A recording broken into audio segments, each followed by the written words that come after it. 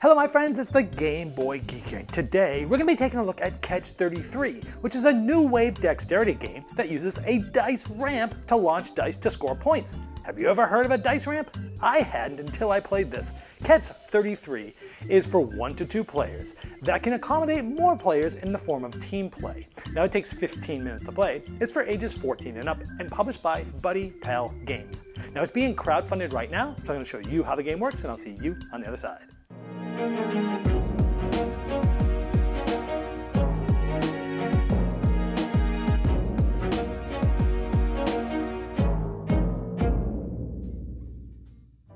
This is a crowdfunding preview, so all the art and components you see here, they're not final, they're prototypes. To see the most up-to-date art and components, check the link in the description of this video. Now, one of the main ways to win is to be the first to get to 33 points, and these are tracked on the side of the board. It just slides back and forth as you get points. That's one of the main ways to win. There's another way that I'll show you later. Now, how you play is you're going to be alternating turns. Now, I have the board sort of turned sideways to show you these dice ramps and what they look like, because on your turn, you're going to be launching dice up these dice ramps, trying to get them into this cup here. Now, you'll hold the dice between your thumb and forefinger like this. Now, you'll hold it above the table. Not on the table, you don't slide it. It's above the table, and you're going to just slide your hand above the table and then let go of the die. Oh my gosh, look at that. In the cup and 3. That was not, I cannot believe I did that for you right there. First take 2. Now if you get your first die in the bucket like that, you're going to be trying to get your second die to also be in the bucket. Oh, and I got it. Now I promise you that did not take one take. That took me a handful. And when you get both of them in there, you're going to add up the die value. So here we have a 3 and we had a 1. So I'm going to get 4 points. And we're going to keep track of that on the side here, just like this to 4. Now, in addition to getting those points, if you get them both in a bucket, you get to place one of your posts of your color on one of the 4 dots here, like this. Now, we're going to tell you how these interact with players in just a moment, but one of the other ways to win, we mentioned getting the 33 wins, but having all 4 of your colored posts in all 4 of the quadrants wins you the game immediately. So that's the other win condition.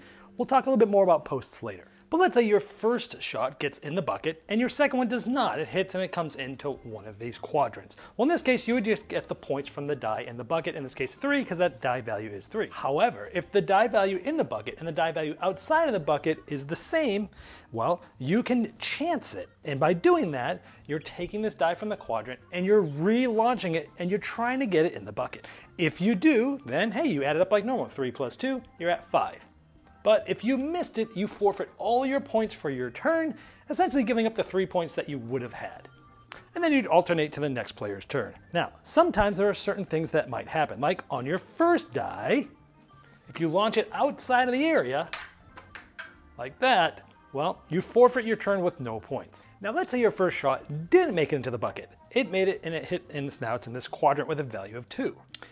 Your second shot, you're trying to land it in the same quadrant. So in this case, they did. Now, regardless of the values of the die, it's always a straight 2 points if both of them landed in the same quadrant. However, there's an exception that if both of them are in the same quadrant and they both have 3, then they score 3 points instead of the normal 2. But sometimes you might be in 2 different quadrants like this, and in this case, you don't score any points. Now, you can also chance it when you are in quadrants like this. So if your 2 dice are in the same quadrant, and they're either both 2s or they're both 3s, you can score as usual, or you can pick up one of the dice for one more shot. Now in this case, the die must go in the bucket. And in this case, they take the points they would have gotten from the quadrant and add to it what they got in the bucket. So in that case, there were 2 3s, so that exception is they got 3 points. Here, it's a 2, so 3 plus 2, they would have gotten 5 points for that turn. But if chancing it, you missed. Even if it lands in the same quadrant, and even if it's double, doesn't matter, you've lost all points for that round because you chanced it and lost. Now let's talk about one more exception. If you get both dice into the bucket and they're both 1s, snake eyes, or they're both in the same quadrant and they're snake eyes, then the other player only gets 1 die to use next turn, meaning they can only score if they get that in the bucket. Now earlier we talked about posts, and again, anytime you get 2 in the bucket, you can place a post out there. Now this is important for a few reasons. Now let's talk about this. Let's say my first die was here. Now this dice ramp actually slides. And in this case, since I didn't get in the bucket, I'm trying to get in this quadrant, I can use this dice ramp to move it over to ensure that I try to get into this quadrant. Just like that. Wow, and it's Snake Eyes, so the other player's only going to get 1 die next turn. Now, the thing I want to point out about the components is the mat there that you see that are the quadrants where the dice are bouncing around on. That is a nice thick neoprene mat conducive for this type of dexterity game.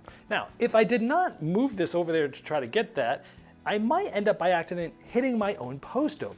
And if that happens, it's removed from the board. Now, you want them on there because, again, if you get all 4 of your posts on the board, you win. But also you want them on there because if your opponent knocks over your post, then you're going to gain 3 points, and then it is stood back up. So you want the posts out there to make it harder for your opponent to do things, possibly giving you points, but you also want to try to get them in there to win as well if you get all 4. Now that can add a layer of strategy because if my first die was here and I move this over, I've got to be careful because I want to get it in this quadrant, but I don't want to hit my opponent's post because it's going to give them 3 points. So you might be trying to, see, there I just missed, but I almost hit the post. Or maybe I'm trying to get it and I do hit the post, the other player gets 3 points and this gets stood back up. Not good for me. Now, if all 4 spots that hold posts have them in there, now on your turn, if you got both dice in the bucket, you'd score as normal, in this case 5 because you add the dice up, but then you get a bonus throw. You could take one of these dice and you get to try to do a bonus throw where you're trying to knock over your opponent's posts. If you do, it comes off the board. If you knock yours over, it comes off the board. And you want to do that because the opponent does not get the 3 points if you knock theirs over like you normally would. That's pretty much how you play. You either get the first to 33 or you have all 4 of your posts on the board to win. You can also play a team game where you alternate turns with another player. Now you can play a solo game as well, and how this works is the other player, known as the Automa player, they're going to score the higher of your 2 dice. In this case, I got both in the bucket, I'd get 3, they would get 2. If any of your dice leaves the playfield, they get 3 points. Now if you ever have a single 3 in the playfield, the Automa gets a post, and if you ever knock this over, well, the Automa gets 3 points. And as normal, this gets set back up. Now there are some exceptions, like if you get Snake Eyes, then the Automa doesn't score anything, and that's in the bucket or out in one of the quadrants. But all other rules are the same. Well, there you have Catch 33, and as I showed in the overview, it feels like basketball with dice. I mean, who doesn't like the thought of trying to make a basket?